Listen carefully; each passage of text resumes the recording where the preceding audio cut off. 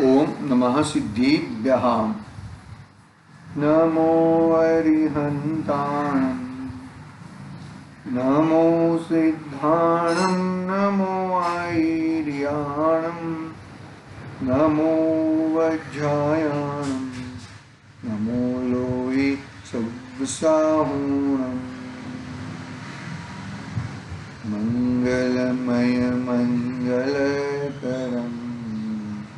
वीतराग विज्ञान, नमो ताई जाते भये हरिहंतादिमान। हरिमंगल करि हूँ मान, ग्रंथ करण गोकाज जाति मिले समाज सब। आमे निज पद राम, मिथ्या भाव अभाव से जो प्रगटे निज भाव। सो जयवंत रहो सदा, यही मोक्ष उपाय। चेतिले चेतन, चेत्या बिना तिम चालसी।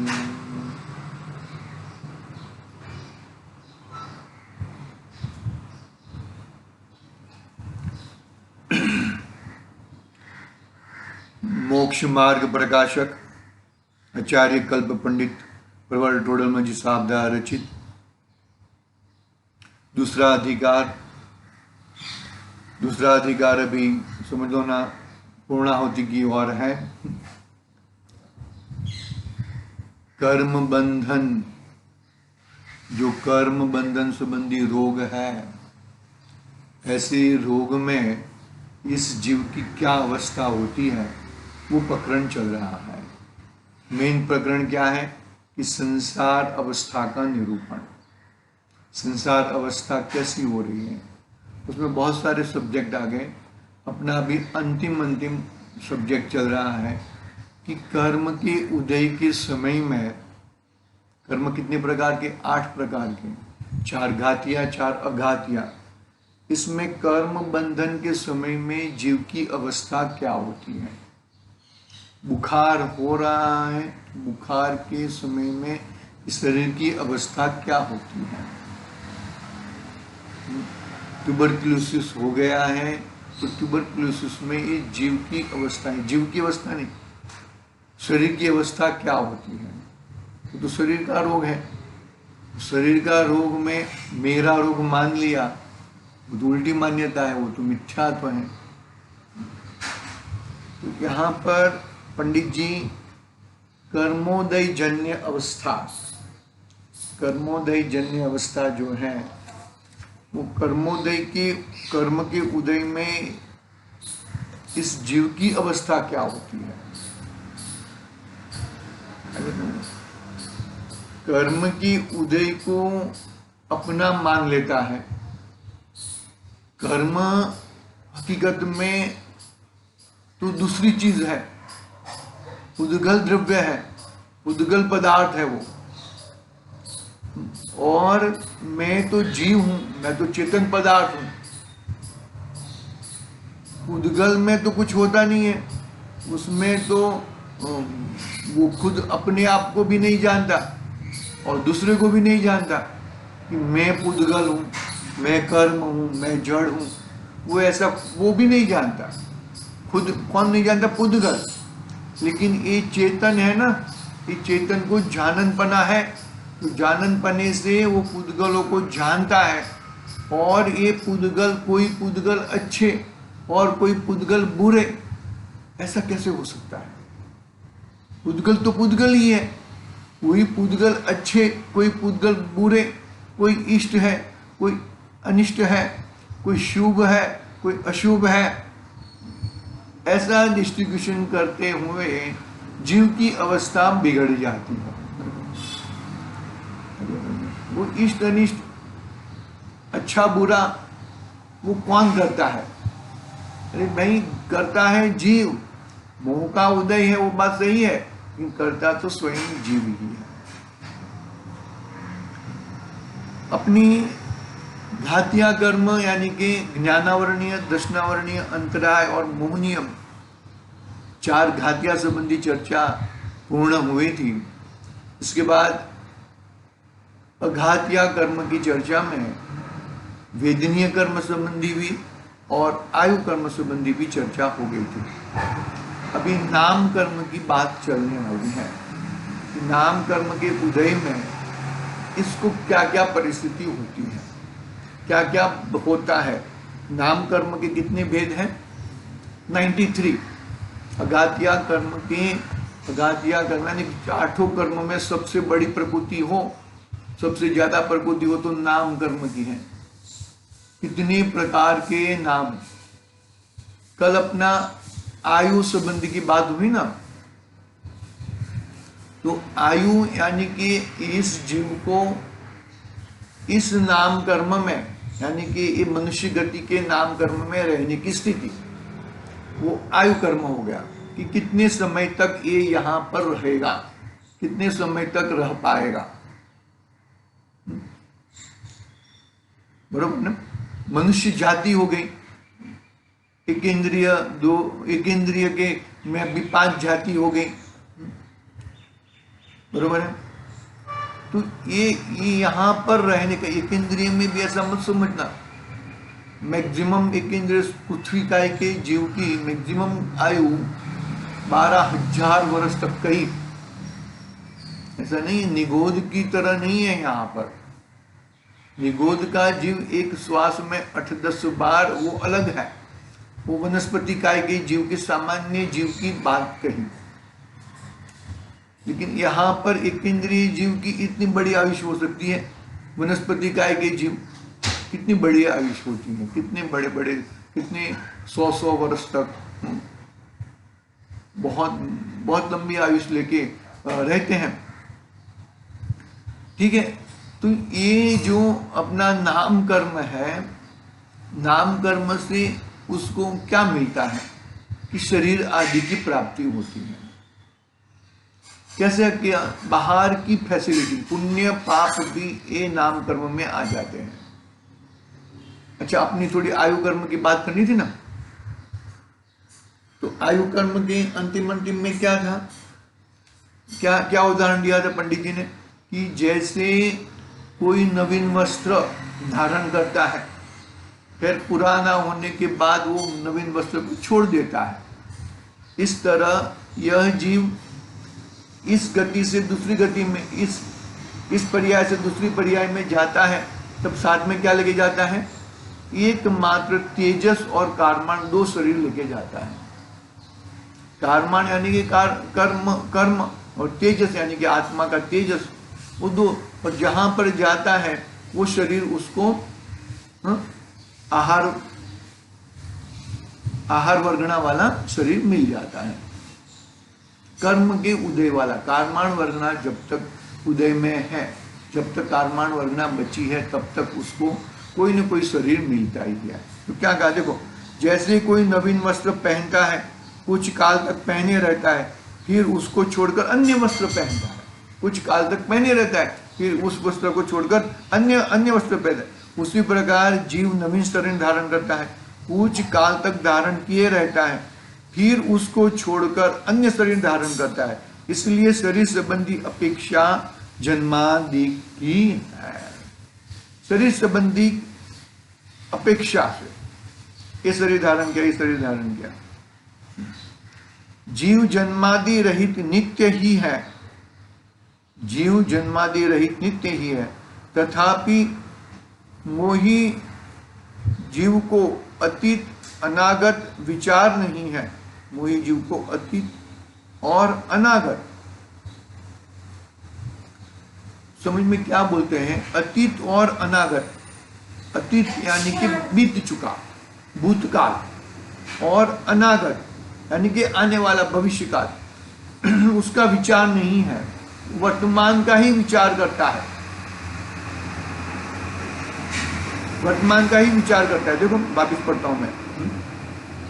कुछ काल तक शरीर कुछ काल तक धारण किए रहता है, फिर उसको छोड़कर अन्य शरीर धारण करता है, इसलिए शरीर संबंधी की अपेक्षा से जन्मादि है। बरोबर है, यहाँ तक तो बात। फिर जीव जन्मादि रहित नित्य है। जन्मादि रहित जीव, जन्मादि जीव का जन्म होना, जीव का मरण होना, जीव का जन्म मरण नहीं होता, ये तो शरीर पुद्गल रूपी जन्म का मरण, जन्म होता है और उसका मरण होता है। हकीकत में तो देखा जाए तो पुद्गल का भी मरण नहीं होता है। पहले भी स्पर्श रस गंध वर्ण था, अभी भी स्पर्श रस गंध वर्ण है, तो फिर उसका भी मरण कहाँ होता है। ये तो ये जो जन्म होता है वो अपेक्षा से जीव जन्मादि रहित नित्य ही है, तथापि मोही जीव को अतीत अनागत का विचार नहीं है। मोही जीव को अतीत अनागत का विचार नहीं है, इसलिए प्राप्त पर्याय मात्र ही अपनी स्थिति मानकर पर्याय संबंधी कार्यों में ही तत्पर हो रहा है। इसलिए प्राप्त पर्याय मात्र ही अपनी स्थिति मानकर पर्याय संबंधी कार्यों में ही तत्पर हो रहा है। पर्याय यानी कि वर्तमान पर्याय, प्राप्त पर्याय यानी कि वर्तमान पर्याय। ये उसको कैसे करूं, उसको कैसे संभालूं, उसको एक संभालता है ना, 13 टूटते हैं। ऐसी तो ये शरीर की और ये पर्याय की ऐसी योग्यता है। एक संबंधी विकल्प दूर हुआ तो 13 विकल्प और खड़े हो जाते हैं। 13 मतलब ऐसा कहने का भावार्थ ऐसा है कि इतनी रामायण है, इतना महाभारत है इस संसार में। रामायण महाभारत तो प्रत्यक्ष उदाहरण है ही, कितना विटंबनाएं हैं, किस प्रकार की परिस्थितियां युग पुरुषों को भी होती है। देखो, इसलिए प्राप्त पर्याय ही अपनी स्थिति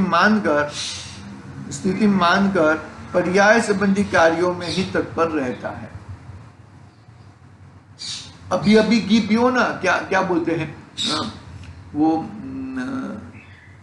उधार मांग के घी पियो, ऐसा कहते हैं ना। जब आएगा तब दे देंगे, तो वो भविष्य का विचार करता नहीं है। अभी तो ठास मंटे रहो, जब देना होएगा तब दे देंगे। अभी तुम ऐश करो, ऐसा उसका कहने का मतलब है। यानी कि अभी बहुत मौज जो रहता है ना, क्या बोलते हैं, बंदर रहता है ना, तो बंदर अपना घर तो बनाता नहीं है, लेकिन जो पशु पक्षी रहते हैं ना, पक्षियों के घर को तोड़ डालता है। वापिस वो पक्षियां घर को एक करके बना देते हैं। बरोबर है। तो ये जब बारिश आती है ना, तब उसको ये घोंसले में पक्षी तो चले जाते हैं, लेकिन ये बंदर नहीं जा सकता, बंदर तो बाहर ही रहता है।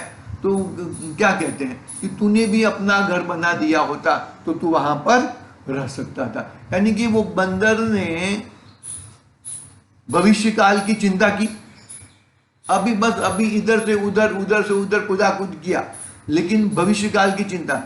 मनुष्य तो बहुत ही, भविष्य काल किसने देखा है वो बात अलग है, लेकिन तुम्हें भविष्य काल के लिए, यानी कि तुम्हारा आगे वाला जो अनागत काल है उसके लिए तुमने कुछ तैयारी की है क्या? हम एक गांव से दूसरे गांव में जाते हैं तो भाता लेके जाते हैं, हम बॉम्बे जाते हैं तो टिफिन लेके जाते हैं ना, तो ये टिफिन लेके जाते, तो ये हमने भविष्य की तैयारी की। तो इस तरह इस भव से तुम अगले भव में जाने वाले हो, तो उसके लिए कुछ तैयारी की है कि नहीं की है? आत्मा संबंधी, पुण्य संबंधी, पाप संबंधी, पाप करते रहोगे तो फिर क्या होएगा? आ रही है कि नहीं आ रही बात? बहुत ही समझने जैसी बातें हैं, इतना कमजोर मत समझो। पकड़ना बात को जरा। तो क्या कहते हैं, जीव जन्मादि रहित नित्य ही है, तथापि मोही जीव को अतीत अनागत का विचार नहीं है। इसलिए प्राप्त पर्याय ही अपनी स्थिति, प्राप्त पर्याय यानी कि अभी जो पर्याय मिली है उसमें ही स्थिति मानकर पर्याय। अरे बहुत सारे लोग हैं, अभी अगला भाव किसने देखा है? अभी मौज मजा कर लो चारवाक मत है, और भी जो, अरे हम भी हमारे में भी ऐसा मैंने, अरे कौन देखा है यार, कल किसने देखा है, अभी मौज मजा कर लो। अरे ये इस तरह का ये बहुत बहुत बड़े बड़े पाप कर बैठता है, बहुत ही कोई हिसाब के बिगड़ का पाप करके बैठता है। इसलिए प्राप्त पर्याय ही अपनी स्थिति मानकर पर्याय संबंधी कार्यों में ही तत्पर हो रहा है। इस प्रकार अपना लास्ट पैराग्राफ आयु कर्म का था, वो थोड़ा हमने कल पढ़ा था, लेकिन थोड़ा विवेचन बाकी था तो वो हमने लिया। मतलब प्राप्त पर्याय में ही तन्मयता, प्राप्त पर्याय में ही, जो चिटी है ना वो प्राप्त पर्याय में ही, वो इल्ली है वो भी प्राप्त पर्याय में ही तन्मयता। वो तो जाने दो, वो तो भाई 1 इंद्रिय 2 इंद्रिय 3 इंद्रिय जीव है, चतुर्इंद्रिय जीव है, असंगी पंचेंद्रिय जीव तक तो उनको तो कुछ मालूम ही नहीं पड़ता है। लेकिन संगी पंचेंद्रिय जीव तो तुम हो ना, तुम्हें तो मालूम पड़ता है सुख दुख का क्या है क्या नहीं है, ये ऐसे कर्म क्यों आ रहे हैं, ये ऐसे मैंने क्यों क्या किया है। तो ये क्या अभी तात्कालिक फर्टिलिटी नहीं है, वो तो आगे की है, पूर्व की है। तो पूर्व की है, पूर्व के बांधे हुए कर्म के अभी उदय में ऐसा हो रहा है, तो फिर अभी और कर्म बांधोगे तो आगे की परिस्थिति कैसी आएगी। पकड़ना बात को जरा अच्छी तरह से। ठीक है, इस तरह हमारा आयु कर्म की अघात्य कर्म, दूसरा नंबर का अघात्य कर्म के आयु कर्म की चर्चा पूर्ण हुई है। अभी नाम कर्मोदय जन्य अवस्था। देखो यहां पर आयु कर्म में क्या स्टार्टिंग किया था, इस संसार में नहीं, तथा आयु कर्म के उदय से मनुष्य आदि पर्यायों की स्थिति रहती है। वो इसमें चालू किया था आयु कर्म में। तो यहां पर क्या चालू किया, तथा नाम कर्म से इस जीव को मनुष्य आदि गतियों प्राप्त होती है। वो वहां पे आयु में स्थिति बताई कि कितना समय तक तुम रहोगे, और यहाँ पर मनुष्य आदि गति यानी कि 4 गति है ना, 4 गति है, वो 4 गति में प्राप्त होता है। देखो मैं पढ़ता हूं, वो गति हो गई यानी कि 4 गतियां, और 4 गतियां में भी तेरा आयु अलग अलग रहता है। मनुष्यों की भी आयु अलग अलग रहती है। कोई मैक्सिमम आयु कितना कहा, 1 कोटि पूर्व कहा ना, 84 लाख पूर्व तो किसका विस्तार, अपने राजा ऋषभदेव का, बरोबर है। 83 लाख पूर्व तो संसार में, और 1 लाख पूर्व संन्यास में, बरोबर है। तो वो और 1 कोटि पूर्व आयु किसकी है, सिमंदर आदि विद्यमान तीर्थंकर भगवंतों की। तो ये आयु तुम, और कोई 10 साल में मर जाता है, कोई 5 साल में मर जाता है, कोई 100 साल में मर जाता है। तो ये आयु कर्म तो मनुष्य गति के भी एक समान नहीं रहता, तिर्यज गति का भी एक समान नहीं रहता, नरकायु में भी नहीं रहता, और देवायु में भी नहीं रहता। अलग अलग सभी के अलग अलग होते हैं। लेकिन यहाँ पर नाम कर्म तो 4 गति का ही है ना, गति मनुष्य आदि 4 ही गति है। समझ में आए बात ना। तथा नाम कर्म से यह जीव मनुष्य आदि गति को प्राप्त होता है। उस पर्याय रूप अपनी अवस्था होती है, वहां त्रस स्थावर आदि विशेष उत्पन्न होते हैं, और तथा वहां एकेंद्रिय आदि जाति को धारण करता है। इस जाति के उदय को और मति ज्ञानावरण के क्षयोपशम को निमित्त नैमित्तिकपना जानना, जैसा क्षयोपशम होता हो वैसी जाति प्राप्त करता है। देखो जाति कही ना, तो जाति मनुष्यों में भी बहुत सारी जाति है, तिर्यंचों में भी जाति है, नरक में भी जाति है, देवों में भी जाति है, और एक इंद्रिय आदि में भी जाति है। एक इंद्रिय में आए ना, जो त्रस पे सब त्रस आ गए, लेकिन स्थावर में मानोगे वनस्पति का एक, वायु का एक, जल का एक, ये भी एक प्रकार की जाति है। तो क्या कहा यहाँ पे, नाम कर्म से यह जीव को मनुष्य आदि गति को प्राप्त होता है। उस पर्याय रूप अपनी अवस्था होती है। इस पर्याय रूप जिस गति में गया उस गति में उस पर्याय रूप अपनी अवस्था होती है। वहां त्रस स्थावर आदि विशेष उत्पन्न होते हैं, त्रस स्थावर आदि विशेष उत्पन्न होते हैं और तथा वहां एकेंद्रिय आदि जाति को धारण करता है। इस जाति कर्म के उदय को तथा मति ज्ञानावरण क्षयोक्षम को निमित्त नैमित्तिकपना जानना। क्या कहा? इस जाति कर्म के उदय को, जाति कर्म यानी कि कौन से जाति कर्म की? भाई एक इंद्रिय की है, दो इंद्रिय की है, तीन इंद्रिय की है। अरे मनुष्यों में भी ये शाह है, बरोबर, गुजराती है, ये मारवाड़ी है, ये स्थानकवासी है, ये स्वतंत्र है, ऐसा बोलते हैं। और वहाँ पे भी दिगंबर में भी अलग अलग वो पोसवाल पोरवाल वो सब रहते हैं ना। तो ये सब जाति, और वो अपनी अपनी जाति का खींचेगा, ये मेरी जाति का है, ये मोह। सामान्य मनुष्य बोलेगा तो उसको कोई प्रॉब्लम नहीं है, लेकिन ये मेरी शाह है ना, तो ये मेरी कास्ट का है, ये मेरे जिले का है, ये मेरे गांव का है। ये जो पकड़ आती है ना, वो वहां पे मोह आ जाता है।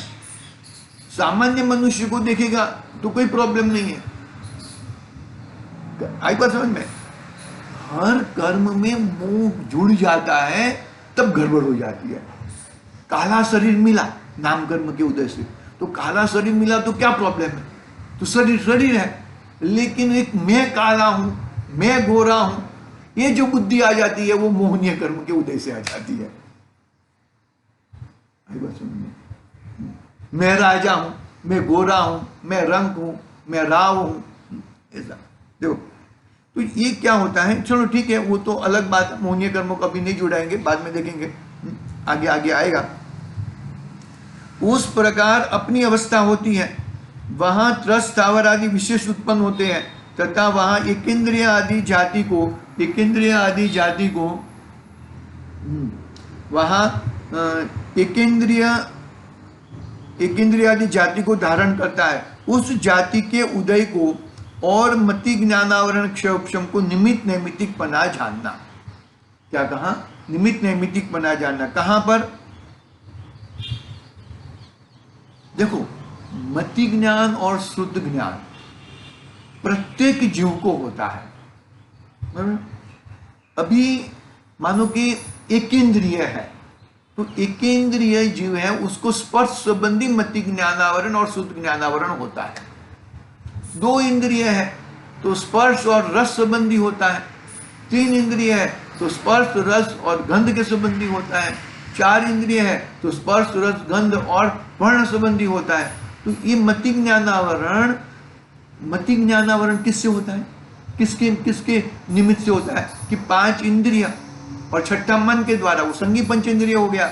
और एक इंद्रिय है तो स्पर्श संबंधी, और आयु श्वासोश्वास है, बरोबर है। मन तो नहीं है वहां पर, मन नहीं है, वचन नहीं है, लेकिन काय है, तो चार प्राण हो गए उसको।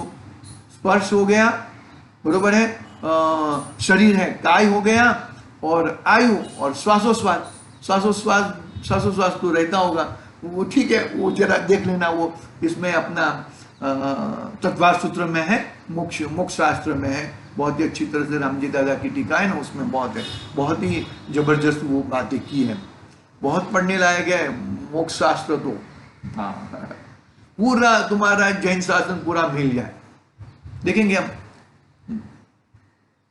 हाँ, देखो क्या होता है यहाँ पर। तो इस जाति के कर्म के उदय को और मति ज्ञानावरण क्षयोक्षम को निमित्त नैमित्तिक बना है। निमित्त नैमित्तिक बना है यानी कि उसको निमित्त क्या है? इंद्रिया, और नैमित्तिक बना क्या है? उस प्रकार का ज्ञान, क्षयोक्षमिक ज्ञान। तो मानो कि मेरे को पांच इंद्रिया है और छठा मन है, तो उस संबंधी मेरा मति ज्ञानावरण का उदय चलता है, यानी कि क्षयोक्षम होता है।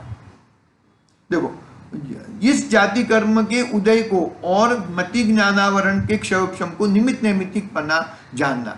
जैसा क्षयोक्षम हो वैसी जाति प्राप्त करता मनुष्य जाति, मनुष्य जाति आयु कर्म के हिसाब से अलग अलग होता है, लेकिन मनुष्य जाति तो एक है ना।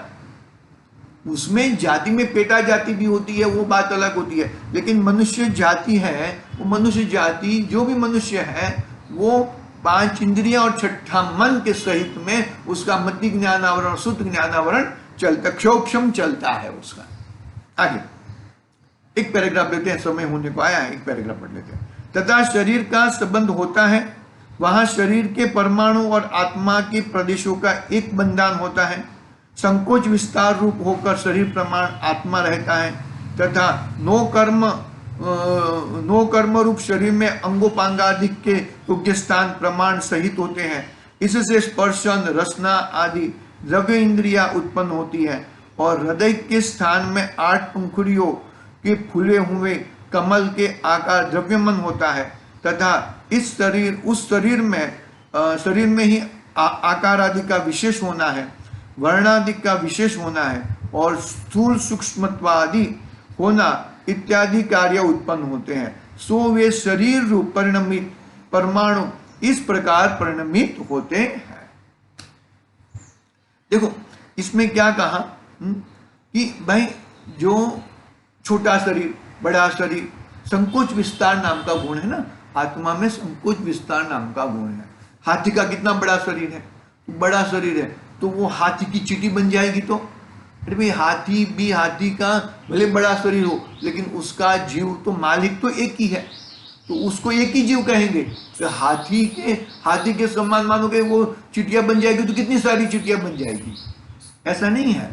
हाथी भी एक जीव है और चींटी भी वही जीव है, एक ही जीव है, लेकिन दोनों की जाति अलग अलग है। बरोबर है, जाति अलग है, लेकिन मालिक एक है, शरीर का मालिक एक है। उसमें क्या पाया जाता है? संकोच विस्तार नाम की शक्ति पाई जाती है। संकोच यानी कि वो चींटी क्या एक इंद्रिय जितना छोटा हो सकता है, और विस्तार यानी कि हाथी जितना, हाथी से भी बड़े बड़े जिराफ वगैरह होते हैं ना, इतने बड़े बड़े हो जाते हैं। तो वो 2000 योजन का है ना मगरमच्छ, वो भी जीव तो एक ही है, लेकिन ऐसा नहीं है कि बड़ा हो गया तो उसकी मानो कि एक इंद्रिय आदि जीव तो कितने जीव हो जाएंगे, ऐसा नहीं। वो मालिक वो भी एक है, और एक इंद्रिय जीव का वो भी मालिक एक ही है, जीव एक ही है। उसमें संकोच विस्तार के कारण वो आगे पीछे शरीर प्रमाण होता है।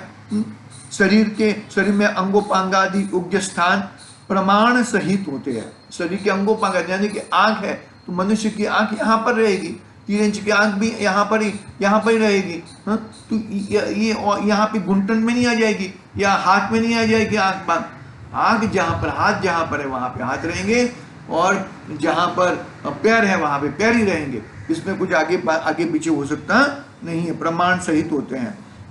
इससे स्पर्शन, रसना आदि द्रव्य इंद्रिया उत्पन्न होती है, 5 इंद्रियां उत्पन्न होती है, और हृदय के स्थान पर 8 पंखुड़ियों फूले हुए कमल का आकार द्रव्यमान होता है। यहाँ पे द्रव्यमान छू नहीं सकते, वहां पर वो द्रव्यमान निकाल नहीं सकते हैं, लेकिन द्रव्यमान पुद्गल आकार का 8 पंखुड़ियों का होता है। तथा इस शरीर में ही आकार आदि विशेष होता है। इस शरीर में आकार आदि विशेष होते हैं, किसका जाड़ा, किसका मोटा, किसकी आंखें बड़ी, किसका कान बड़े, ऐसे विशेष होते हैं। विशेष होना, वर्णादि का विशेष होना, और स्थूल सूक्ष्मत्वादि होना इत्यादि कार्य रूप होते हैं कि कोई ऊंचा होता है, कोई छोटा होता है, इस तरह। सो वे शरीर रूप परिणमित परमाणु इस प्रकार परिणमित होते हैं। इस तरह अपनी बात हुई है। दूसरा पैराग्राफ पढ़ा है, आगे की बात हम कल करेंगे। आज के लिए ओम नमः शिवाय। निज निधि